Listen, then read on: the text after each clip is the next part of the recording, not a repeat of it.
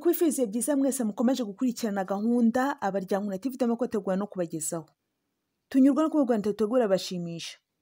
Iyi televiziyo ni urugaga nyarwanda ruharanira ijyango cy'igihugu RMP Abaryankuna. Dukorera kuri murandasi mu buryo bw'oranga rya YouTube. Tuboneyeho gushimira mwebwe mwese subscribe kuri televiziyo kuko cyamakubuye. Wahita ukora subscribe nawe wakwita kwikora hasi ukanda kwiyonzogera ugasangiza abandi ndetse ukanatanga igitekerezo cyawe. Muri aka kanya muri kumwe nanjye Uwera Sandra mfatanyije n'Uwitera Joseph tubaha ikaze. Dutari we tugezaho ingingo nkuru amakuru yacu agaruka mbere ko twimbika. Uyu munsi tugiye kureba icyambere uko imitungo y'abari bakomeye ku bwa MRND irarwanirwamo n'abambari ba Kagame. Icya kabiri, kuki Abaryankuna babona abambari ba FPR ari abarwanirashyaka bitandukanye n'abarwanashyaka. Ntimujye kuri.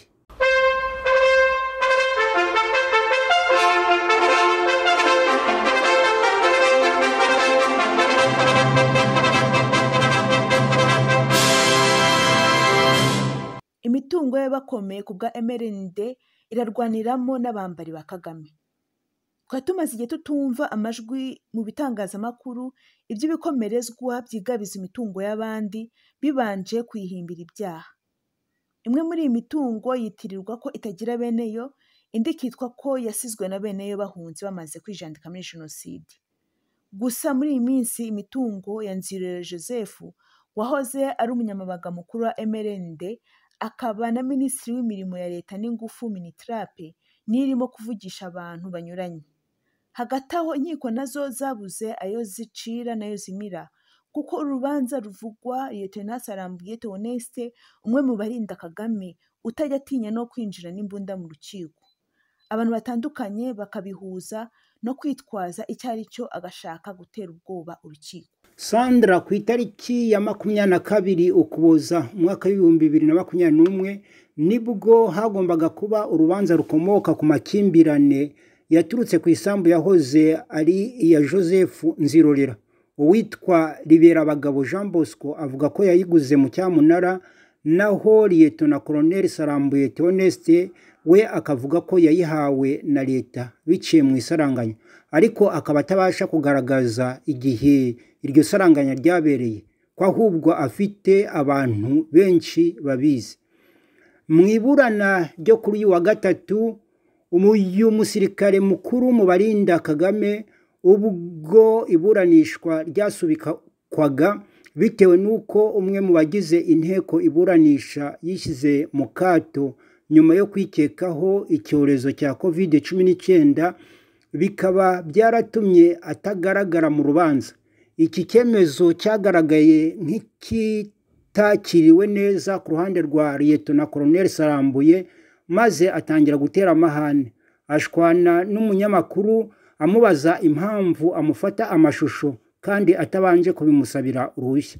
Nyamara uyu munyamakuru yari yarusabye inteko iburanisha abinyuje mu nyandiko kandi akaba yarasubijwe arwemererwa. Mu by'ukuri umuyobozi w'ikinyamakuru Kwezi mbere y'uko urubanza ruba yari yasabye uruhushya rwo gufata amashusho n'amajwi, abisaba mu nyandiko yandikiye urukiko rukuru rwa Kigali ndetse arabyemererwa mu gisubizo yahawe na perezida w'uru rukiko, akumva rero umusirikare yaramurenganyije cyane cyane ko uru rubanza rwe rw'amahugu nta kindi rusha izindi zose zagiye zifotorwa uretse urwitwazo. Uyu musirikare yakomeje guteza amahane kugeza ubwo mu rwego rwo guhosha impaka ukuri inteko iburanisha asaba ko izi nyandiko zishyirwa muri systeme y'urukiko, n'ubundi musirikare ntiyanyurwa. Uru rubanza rero rwasubitswe nk'uko twabivuze haruguru, ruzasubukurwa ku tariki 4 Mutarama umwaka w'2022. Ni urubanza rwaciye mu nzira nyinshi kuko rwabanje gucibwa n'urukiko rw'ibanze rwa Rusororo. Uyu musirikare aratsindwa, ntiyanyurwa, ahita ajurira mu rukiko rwisumbuye rwa Kigali, nabwo aratsindwa kuko nta cyagaragazaga uburyo yabonye iyi sambu ya Nzirorera. nibwo yahise ajurira mu rukiko rukuru rwa Kigali aho yari afite amahane menshi cyane. Iyi myitwarire rero yatumye abantu benshi batumva neza icyo bihatse, ariko buri wese yarabibonaga kuko mu ikote yari yitwaje imbunda ntoya igendanwa. Abandi bakagira bati udafite agatuza azajya yamburwa ibye aceceke. Abandi bati abasirikare ba Kagame niwe ubaduteza, nabashakira amasambu bareke kuriganya abaturage barengana. Ikibabaje rero nuko biba byose babireba ntiberure ngo babyamaganire kure cyangwa babigaye ku mugaragaro. Jean Bosco Riberabagabo noneho mu rukiko rukuru rwa Kigali urubanza rwahinduye isura kuko byavuye ku rubanza rw'imbonezamubano rukaba rwarahinduwe urubanza nshinjabyaha, aho noneho ashinjwa ko impapuro yaguriyeho mu cyamunara ari impimbano. Kimuhamye yahanishwa ingingo ya 276 ivuga ibijyanye guhimba, guhindura inyandiko cyangwa gukoresha inyandiko mpimbano, aho iteganya ko iyo abihamijwe n'urukiko ahanishwa igifungo kitari munsi y'imyaka 5 ariko kitarenze imyaka 7 n'izahabu y'amafaranga y'u Rwanda atari munsi ya miliyoni 3 ariko atarenga miliyoni 5 cyangwa kimwe gusa muri ibyo bihano agafungwa azizibye. Jean Bosco avuga ko adashobora kwizera ubutabera kuko mu maburanisha yose yabanje uyu musirikare yazaga yitwaje imbunda yo gukangaranya abacamanza no guhungeta abatangabuhamya. Akumva rero ko uyu musirikare mukuru utaratinye no kumutera ubwoba amutumaho abantu bo kumushimuta barimo uwitwa Liyetona Karemera na mugenzi we. Akaba rero yumva ko nta wundi yizeyeho ubufasha utari Kagame ubakoresha. Riberabagabo ntiyumva ukuntu yigeze kubarizwa muri brigade ya Gikondo kandi yaramaze kwandikira CID, ikaba yaraje no kumuhamagara aritaba, ariko atungurwa n'ukuntu CID itumira umuntu ku byaha bya civile, akanatungurwa n'ukuntu Lieutenant Colonel Sarambuye yibaruzaho isambu ya Nzirorera ifite hegitari 3 n'ibipimo bihari, ndetse abatuye aho ihereye ku Kicukiro bazi neza ko uyu musirikare nta kuri na gucya afite, ahubwo ashaka kujyana ibibazo muri Libe, akabazwa n'umusirikare urinda Kagame witwa Lieutenant Karemera. Hejuru y'aka karengane kose, Jean Bosco avuga ko hiyongeraho gutotezwa no guhamagarwa kuri telefone. Ubundi bakaba baragerageje kumwica ubwo imodoka ifite ibirahure byijimye yashatse kumugongera ahitwa i Remera. Agasanga rero aka karengane ke yamenyesheje ubuyobozi bw'ingabo, nyamara akarengaho agafungwa bidakurikije amategeko, ndetse agafungirwa ahantu hatandukanye kure y'ahabarizwa mu kagari ka Kanserege, umurenge wa Gikondo, mu karere ka Kicukiro. Agasanga rero igihe cyo kubyihanganira cyaramaze kurenga. Jean Bosco avuga ko yafungiwe muri sitasiyo ya polisi ya Kicukiro mu gihe cy'iminsi 5 nta kindi azira uretse imitungo yaruhiye. Yafunguwe n'urukiko rwisumbuye rwa Nyarugenge, ariko iminsi 5 yamubereye nk'umwaka. Agasanga nta wundi wamutabara uretse Imana yonyine, kuko umuhesha w'inkiko witwa Eli Irakiza akaba ari nawe wagurishije iyo mitungo muri cyamunara yaje guterwa ubwoba n'uyu musirikare akabyikuraho ko yakangishwaga kwicwa. Undi muhesha w'inkiko witwa Mukandori Beatrice yabwiye urukiko mu buhamya bwe yatangiye mu rukiko rwisumbuye rwa Nyarugenge ko iyo cyamunara ayizi, ariko nyuma gato Lieutenant Colonel Sarambuye yamushimukiye mu kabari amwandikisha inyandiko zivuguruza amakuru yatangiwe mu rukiko. Mu iterabwoba rikabije yambaye imyenda ya gisirikare afite n'imbunda, nta kindi Mukandori yari gukora uretse kwandikira Lieutenant Colonel Sarambuye wamaze no gufungisha Eli Irakiza. Aya makuru atariho umukungugu na handi wayasanga atari ku Abaryankuna TV. Kora subscribe, uduhe like, ukore share, unatanga igitekerezo cyawe. ubundi udukurikire kuri Facebook yacu RANP Abaryankuna no kuri Twitter @Abaryankuna. Ushobora no kutwandikira kuri email yacu abaryankunainfo@gmail.com. ahasigaye kurikirane niyumvire uko Abaryankuna akubitira ikinyoma akuye n'ahakorobye. Turacyari kumwe muri amakuru yacu ku Baryankuna TV.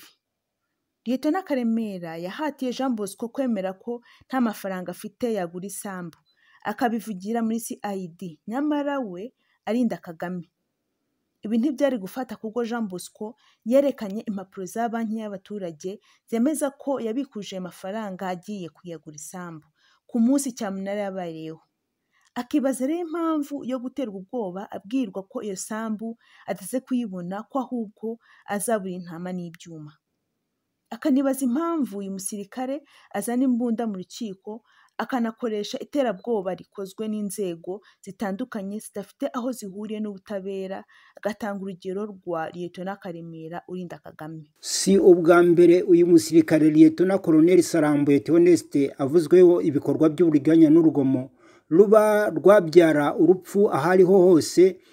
Uwitwa Mujawayezu Florine utuye mu mudugudu w'Uruhongore, akagari ka Kamashashi mu murenge wa Nyarugunga, akarere ka Kicukiro mu mujyi wa Kigali, nawe avuga ko afite umutungo hatuye ukaba waramaze kwigarurirwa n'uyu musirikare urinda Kagame, akaba yarawambuwe ku maherere bityo abura harega. Mujawayezu asobanura ko uyu musirikare mukuru nyuma gato y'1994 yabahoje inzu aho iri muri Nyarugunga, nyirayo aza kuboneka amukura mu mitungo igurwa n'uyu Mujawayezu.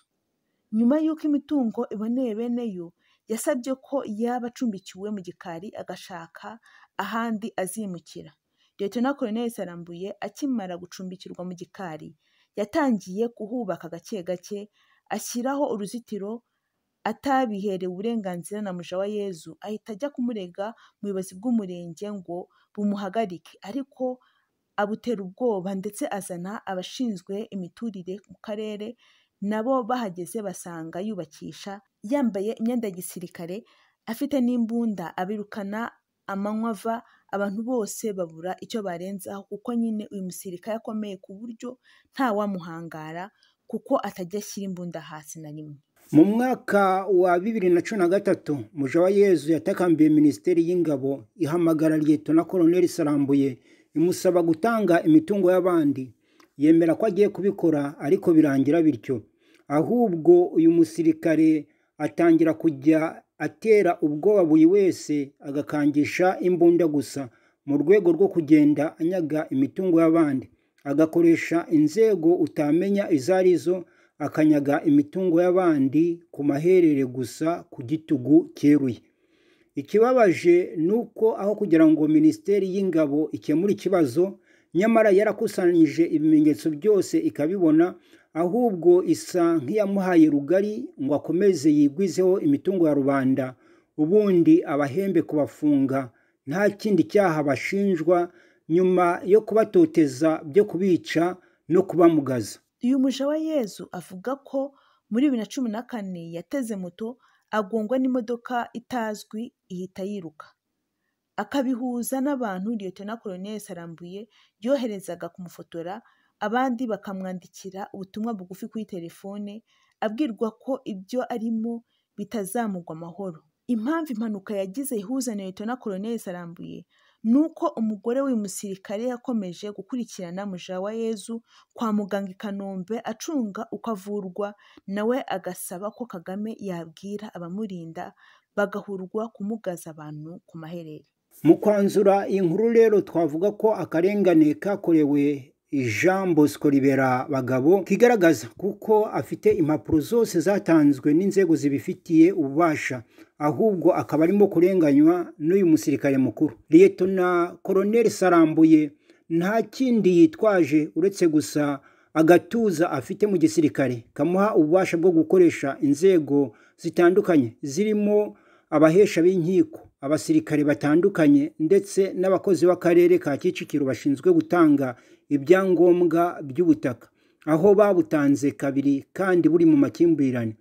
Ugahita wibaza rero niba hari abantu bamwe bari hejuru y'amategeko abandi bagapyinagazwa. Kuba umusirikare yegereye Maître Vincent Rwigema, umwunganizi wa Jean Bosco, amusaba ko bahura, undi akamwangira ariko agaterwa ubwoba kugeza ubwo yitabaje abasirikare bashinzwe imyitwarire y'abandi, military police. Ni ikimenyetso simusiga cy'uko Lieutenant Colonel Sarambuye nta kuri afite, ahubwo yitwaza gusa ko ahagarikiwe na Kagame na FPR. Tukaba twumva rero ari akarengane ndengakamere katakwihanganirwa. Kuba Mujawayezu yarabuze kirengera kandi agashinja ihohoterwa Lieutenant Colonel Sarambuye, biragaragara neza ko nta mutekano yizeye, kuko abari bafite amakuru kuri ubu butaka bose batewe ubwoba, bamenesherezwa mu zindi ntara bajya gutura muri Rwamagana, Gatsibo na Nyagatare. Aba bose nta kindi baziraga uretse gutanga amakuru y'uko Mujawayezu Florine yaguze. Baramenyeshwa bakuramo akabo karenge, batinya kwicwa. Gukomeza gucecekesha abarenganywa, bakamburwa imitungo, bagafungwa, abandi bakameneshwa. Nta munyarwanda n'umwe ukibikeneye muri iki kinyejana. Icyo dukeneye ni igihugu kizira ihohoterwa no kubaho utariho, ahubwo ubara ubukeye bwacyo uti ntibwira, bwakwira uti ntibucya, uzi imitungo yawe. Kuba Mujawayezu amaze imyaka 8 irengaho gatoya asirasizwa, akaba nta muntu n'umwe uramukemurira ikibazo, nawe abona ko hari abantu bari hejuru y'amategeko. Abishingira ko yerekanye ibyangombwa yaguriyeho, akerekana impapuro za banki y'abaturage yagurijweho amafaranga n'izo yishyuriyeho, ubundi akaba agiterwa ubwoba ku buryo yanatinye kujya kurega utaregwa mu gihugu cya Kagame. Ubutaka Lieutenant Colonel Sarambuye yandikishije kuri Mukamurundi, umugore we, biracyari amayobera, kuko ubutaka bwose bwanditse kuri Mujawayezu bukaba bufite agaciro ka miliyoni 500, ariko Lieutenant Colonel Sarambuye akaba amaze kumunyaga 2/3 by'ubu butaka.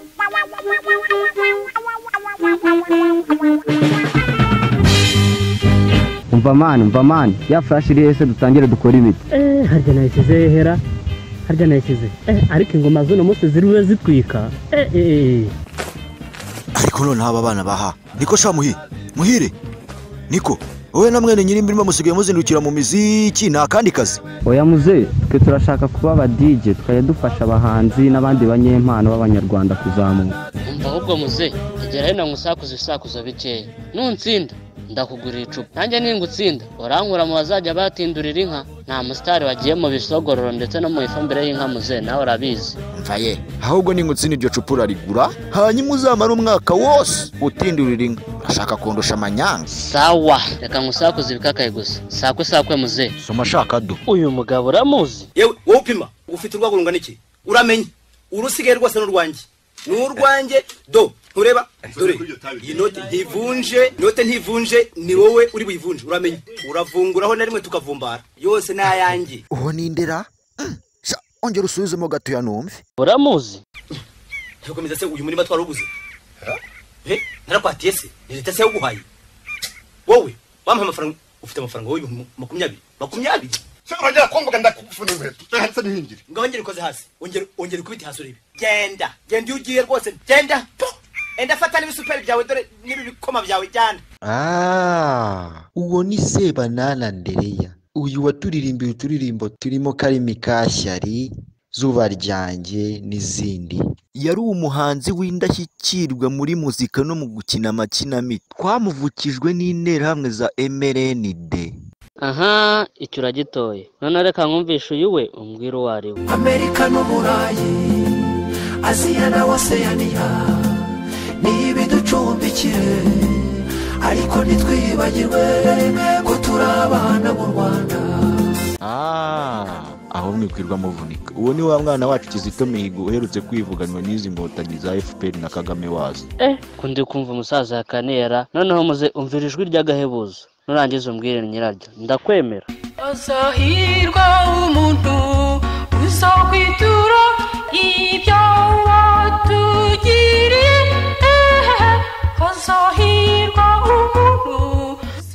umubyeyi yitwaga Rebeka yaririmbaga muri korali y'Abadivantiste yihera abagenzi yo ku Muhima. Nawe yishwe n'interahamwe za MRND muri jenoside yakorewe Abatutsi 94. Umva mani umusaza ndabona urimo uramudebekera, nyamara arakurahira aho twinikaga. Rahira kutaramara umwaka urimo uratindurira inka wenyine. Umva noneho muze, umve mugabo umbwira uwo ari we nawe umbwira ukuntu byamugendekeye. Zagiye inshuti twabanaga. Nawe ubonye abumbaza. Uwo ni Masabo Nyangezi. Inkotanyi za FPR zaramujurije arahunga. Umva wangu bakubyuma reka nkwereke. Wowe urazana ingoma za kera ukazibaza umuntu w'umuvi. Urabona hari ikintu wavanamo? Uzabona inkanguza aciwe n'amarira ya Yoshua arimo aririra imfubyi asengera abapfakazi bandagaye hirya hino mu bisagara. Ntuzibaze kubera iki isi nta mpinduka. Umva muze, umva ko wigenje. Mbwirira itsinda ry'aba basore ni iri. Ndabona atari shesha. Noneho ndumiwe. Mva ko nigenje.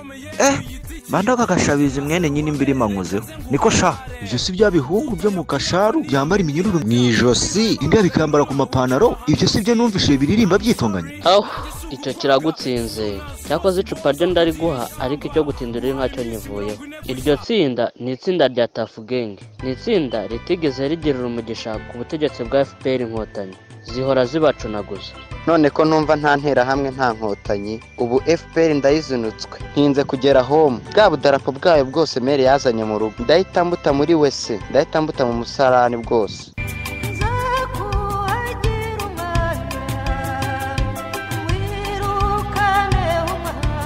Banyarwandakazi, nta ntera hamwe nta nkotanyi. Bose bishe abahanzi aribo bakunze kuvamo abahanuzi b'ishyanga. Bose bishe abarimu barerera u Rwanda. Bose bishe abaganga, bica abihaye Imana, basenya u Rwanda n'umuryango nyarwanda. Nk'uko mwitandukanyije n'intera hamwe kandi mukaba mukomeza gusabwa kwitandukanya nazo, nimunitandukanye n'inkotanyi, kuko nta ntera hamwe nta nkotanyi, nta byatsi nta birere. Ubu butumwa mu bugejejweho n'urugaga nyarwanda ruharanira igihango cy'igihugu RANP Abaryankuna.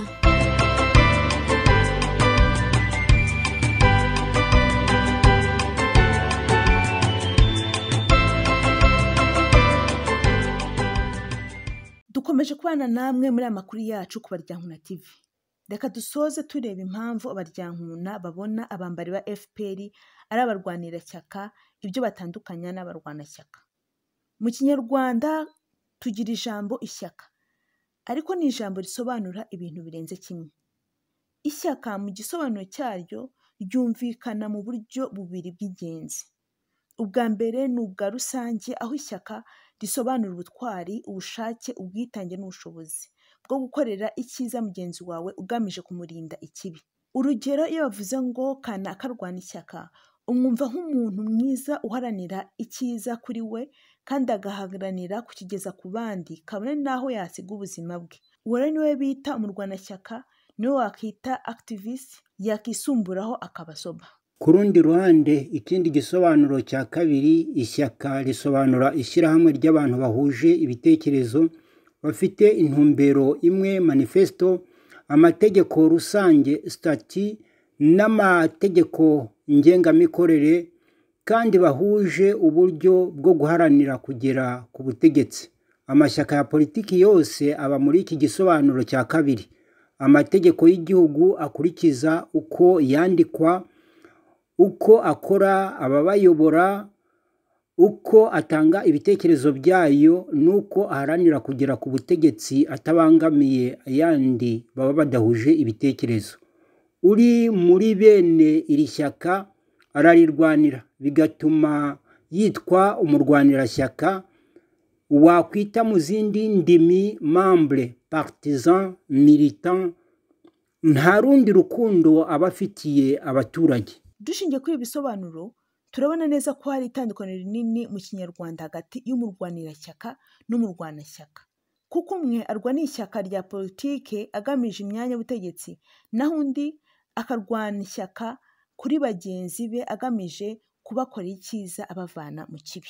Iyo turebye mu mateka y'u Rwanda, tubona ko nyuma y'uko Ndahiro wa kabiri Cyamatare yitangiye abanyarwanda, abanyabungo n'abagara bakifashisha abanyabyinshi bayogoje u Rwanda imyaka 11 yose, bituma Abaryankuna babona ari abarwanashyaka b'ukuri kuko batarwaniraga ingoma n'ubutegetsi, ahubwo bari bafite ishyaka ry'u Rwanda n'abanyarwanda. Inyungu yabo yari ukuvana igihugu mu maboko y'abanyamahanga bari baruyogoje. Naho unduza akwereka imigabo n'imigambi agufitiye, akakubeshya ibyiza ishyaka rye rya politike rituzakugezaho, wamutora ntuzongere kumubona, akajya kuzuza igifu cye no kugushyiraho amategeko agukandamiza kugira ngo uzahore ukennye umukeneye, ukaba wanamupfukamira kugira ngo urebe ko bwacya kabiri. Nta rundi rukundo abagufitiye, ahubwo akakwita rubanda rwa giseseka cyangwa umuturage n'ibindi. Uwo ntacyo muba mupfana, aba arwanira ishyaka rye, bigatuma yitwa umurwanirashyaka. Hari naho njya numva babita abakadazi. Aba rero ikizabakubwira ni ibinyoma no kwikunda gusa. Reka dusoze amakuru yacu dushimira itsinda rigari ry'abanyamakuru ryaduteguriye. Mwagejweho nanjye Uwera Sandra mfatanyije na mugenzi wanjye Rutere Joseph, mbone no kubashimira naho gutaha.